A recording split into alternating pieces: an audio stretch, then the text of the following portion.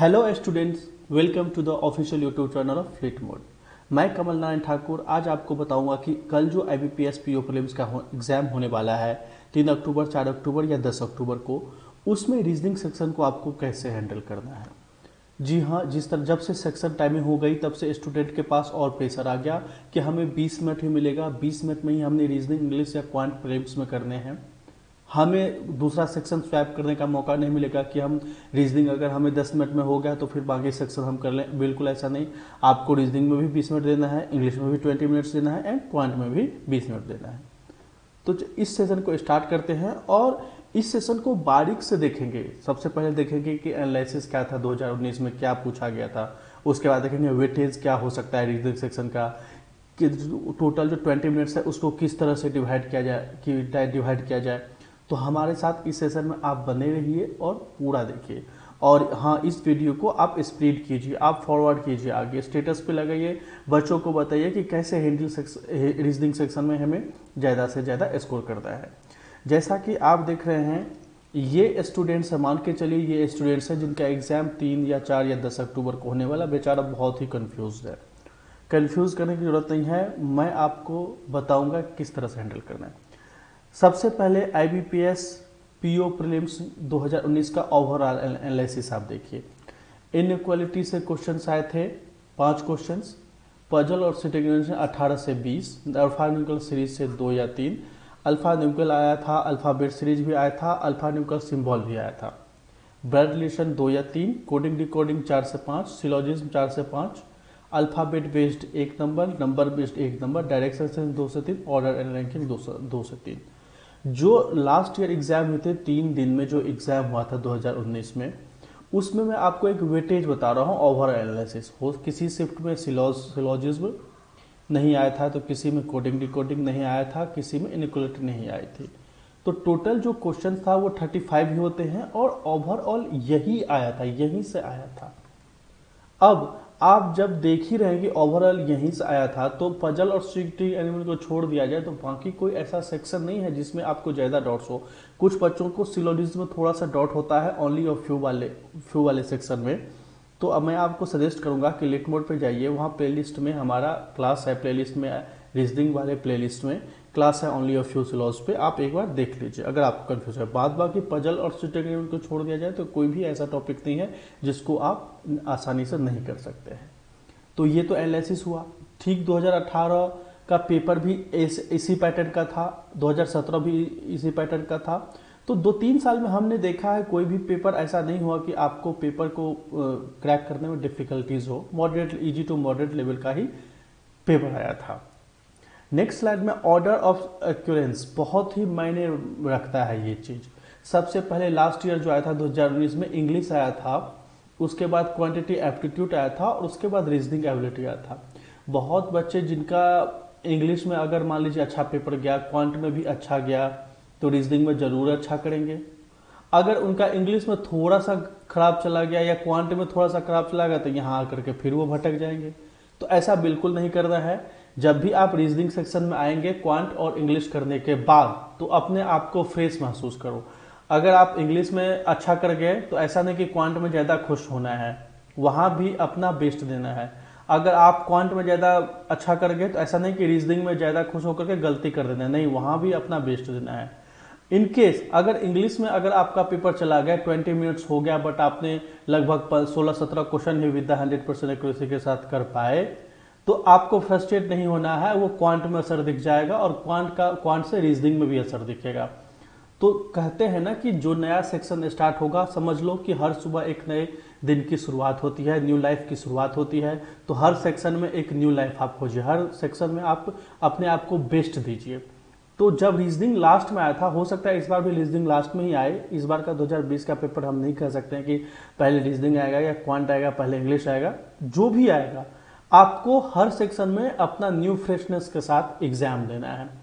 1 घंटे 7 मिनट कैसे बीत जाएगा आपको पता भी नहीं चलेगा। बट हाँ, अगर आप हाइपर नहीं होते हैं, अगर कूल डाउन रहते हैं, आराम से पेपर करते हैं, तो आपका एग्जाम निकल जाएगा, कोई दिक्कत नहीं होगा। तो ये तो हो गई ऑर्डर ऑफ एक्यूरेंस। आपको ऑर्डर में मतलब प्रभाव नहीं पड़ने देना है। इंग्लिश, क्वांट या रीजनिंग में एक दूसरे पर बिल्कुल भी नहीं प्रभाव करने देना है। उसके बाद अगर हम रीजनिंग सेक्शन को हैंडल करने की बात करें तो हैंडल में मैंने इसको दो सेक्शन में बांटा है। पहला बांटा है पजल और सिटिंग अरेंजमेंट, जिसका वेटेज रखा है 50 से 55%, और दूसरा अदर टॉपिक्स जिसमें ये सारे आते हैं, इनक्वालिटी हो, अल्फा हो या ब्लड रिलेशन हो, कोडिंग रिकॉर्डिंग हो, सिलोजिज्म हो, अल्फाबेट बेस्ड हो, नंबर बेस्ड हो, डायरेक्शन सेंस हो। इसको हमने 45 टू 50% में बांटा है और इसमें एक्सपेक्ट करा है कि 4 पजल और सिटिंग अरेंजमेंट आ सकते हैं। हो सकता है 35 में से 20 या 18 से 20 वही आए, या फिर 22-23 भी या 25 भी आ सकता है। हो सकता है 5 पजल भी आ जाए और इसमें से कोई ना कोई सेक्शन में से हो सकता है 10 से 15 क्वेश्चन यहाँ से आए। तो कैसे हैंडल कैसे करना है, आप जब भी देख रहे हैं कि जब पजल और सिटिंग अरेंजमेंट 50 से 55% इसका वेटेज है, अदर में 45 से 50 है, तो जाहिर सी बात है कि आपको पजल और सिटिंग अरेंजमेंट में ज़्यादा टाइमिंग देना है, ज़्यादा टाइम यहीं पे लगाना है, आपको यहीं लगेगा, और अदर टॉपिक में कम टाइम लगेगा। अब आप आज पढ़ने के लिए बैठ मत जाना कि सिलोजिज्म का या इनइक्वालिटी का कैसे हम हैंडल करेंगे। अगर आपने इतना प्रैक्टिस किया होगा तो आपको जरूर पता होगा कि हम किस तरह से एग्जाम में हैंडल करेंगे। और आज बस वीडियो देखना और कूल माइंड रहना, हाँ हमारी बातों को समझना, रात में पढ़ने के लिए मत बैठ जाना। जिसका भी एग्जाम हो बिल्कुल नहीं पढ़ना है, पूरा अच्छी तरह से नींद लेनी है, जिनका भी कल पेपर है। और जिनका 4 तारीख को पेपर है उनको मैं बोलूंगा कि लेट मोड पे आप बने रहेंगे, मैं एनालिसिस करूंगा, लेट मोड की टीम एनालिसिस करेगी, उसको आप अच्छे से देखना और फिर 4 और 10 तारीख वाले उसी हिसाब से पेपर अपना अटेम्प्ट करेंगे। फिर आ जाते हैं यहाँ पे वेटेज का। जो रीजनिंग का वेटेज है वो पजल और सिटिंग की तरफ ज्यादा झुका हुआ है और अदर टॉपिक पे कम झुका हुआ है। तो बहुत सारे बच्चे क्या होते हैं कि चलिए अगर उन्होंने देखा कि पहला क्वेश्चन पजल और सिटिंग अरेंजमेंट का आ गया, वो भी अनसर्टेन वाला या बॉक्स वाला, तो घबरा जाते हैं कि नहीं हम इसको छोड़ करके दूसरा अल्फाबेट करें या फिर इनक्वालिटी करें। भाई साहब 20 मिनट आपको मिलने हैं और 20 मिनट में आप ऐसा नहीं होगा कि आप नेक्स्ट नेक्स्ट नेक्स्ट करते जाओगे, उसमें भी आपका 2 से 3 सेकंड खत्म होगा। और अगर आपने 10 बार भी नेक्स्ट नेक्स्ट कर दिया तो आपका 2 नंबर खुद ही आप खा जाओगे। ऐसा बिल्कुल नहीं करना। मैं अपना पर्सनल एक्सपीरियंस बता रहा हूँ। जब भी मैं रीजनिंग सेक्शन को अटेम्प्ट करता था या कोई भी सेक्शन, तो सवाल जब भी आते थे तो मैं नेक्स्ट के भरोसे नहीं रहता था। मुझे पता होता था कि हमने अच्छे से प्रैक्टिस किया, हमने अच्छे से पढ़ा है, तो उसी चीज को हम वहीं पे क्रैक कर दें। ऐसा ना खोजें कि पहला पजल आ गया तो नहीं बनाएंगे, और अगर इनइक्वालिटी आ गया तो नहीं बनाएंगे, या फिर हम कोडिंग डिकोडिंग, पहले चाइनीज कोडिंग डिकोडिंग खोजेंगे कि कहाँ पे है। 20 मिनट, ओनली 20 मिनट का समय है और 20 मिनट में आपको इतना टाइम नहीं। मैं सजेस्ट करूंगा नेक्स्ट नेक्स्ट ना करो। जो सेक्शन पहले आए, इजी से मॉडरेट लेवल का पेपर होता है, कोई ऐसा टॉपिक नहीं होता है कि जिसको आप अच्छे से अटेम्प्ट ना करो। तो मैं सजेस्ट करूंगा आपको कि इसको जो भी टॉपिक आए आप उसको अटेम्प्ट कर दीजिए, और अगर आपने प्रैक्टिस की है तो एग्जाम में आराम से बनना है। और याद रखो कि रीजनिंग में हमेशा 30+, प्रीलिम्स एग्जाम में हमेशा 30+ लाने की कोशिश करो। मैथ में हम मान सकते हैं कि 20-22 पर अटक सकता है, इंग्लिश में मान सकते हैं 17-18 पर अटक सकता है, बट रीजनिंग में बिल्कुल भी रिस्क नहीं लेना है। लास्ट ईयर का कटअप देख करके आप लोगों को पता चल गया होगा कि रीजनिंग में हमें वेस्ट करना है, 30+ कम से कम लाना ही लाना है। अब टाइम बॉन्डिंग को हम कैसे डिसाइड करेंगे? देखिए, जब भी पजल और सिटिंग की बात आती है, हम सजेस्ट मैं करूंगा कि आप 12 से 13 मिनट में उसको क्रैक कीजिए, अदर टॉपिक को 7 से 8 मिनट में करने की कोशिश कीजिए। जैसे मान लीजिए 1 से 5 तक का क्वेश्चन पजल है, वो भी फ्लोर या बॉक्स बेस्ड पजल है, तो उसको छोड़िए मत, उसको कर डालिए। बहुत सेक्शन है, हमने करवाया कि शॉर्टकट तरीका कैसे हो सकता है।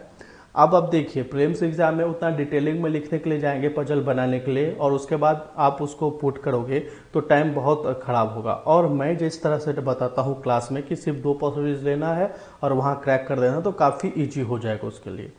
तो आप क्या करो, पजल और सिटिंग अरेंजमेंट या जो भी टॉपिक दिखे उसको अटेम्प्ट कर दो। और खास करके नेक्स्ट वाले हमेशा ध्यान दें कि 20 मिनट में नेक्स्ट नहीं करना। अगर रीजनिंग में आपको सिलेक्शन लेना है, 30+ स्कोर लाना है, अगर आपको प्रीलिम्स पास करना है, 70 या 75 नंबर मान के चलो कि अगर लाना है, तो आपको रीजनिंग में 30+ करना ही करना पड़ेगा। और उसके लिए आपका प्रैक्टिस ही मायने रखेगा, क्योंकि रीजनिंग में कोई भी टॉपिक ऐसा नहीं होता है प्रीलिम्स में खास करके कि हम उसको ना कर सके। मेंस में मान सकते हैं कि 2-3 टॉपिक हम नहीं कर सकते, बट प्रीलिम्स में ऐसा कोई टॉपिक नहीं होता कि जिसको ना कर सके। तो इस बात को आप एकदम गांठ बांध करके बांध लो कि हमको जो भी टॉपिक दिखेगा वो पहले हम करेंगे।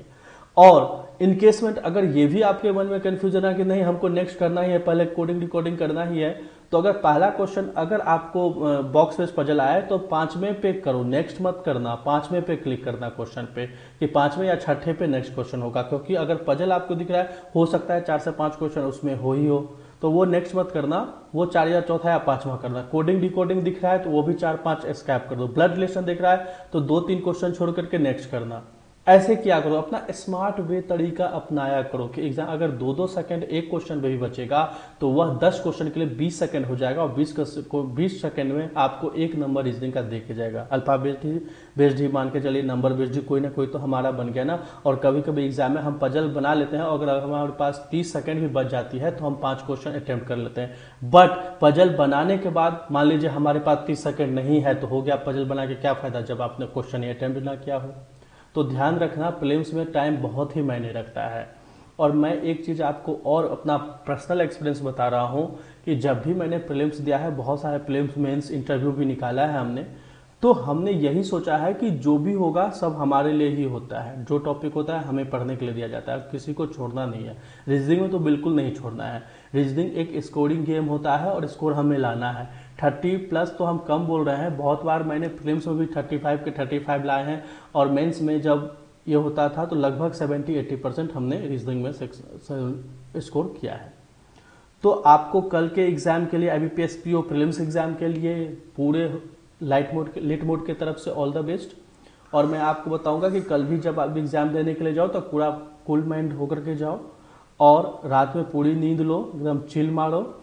रात में बिल्कुल नहीं पढ़ना है, किताब तो कुछ भी नहीं लिखना है, बस आराम से नींद लो, कल एग्जाम देने जाना। इससे रिलेटेड अगर कोई फीडबैक है तो ईमेल आईडी हमारा है और हमारा जो टेलीग्राम ग्रुप है, आपको बताऊंगा कि उस टेलीग्राम ग्रुप पे आप जुड़ जाओ हमारे साथ। तो बहुत सारे जो वीडियोस होगा हम वहीं पे डालते हैं, PDFs वहीं पे डालते हैं, तो आपको मिल जाया करेगा। Thank you for watching the session. Bye bye, take care.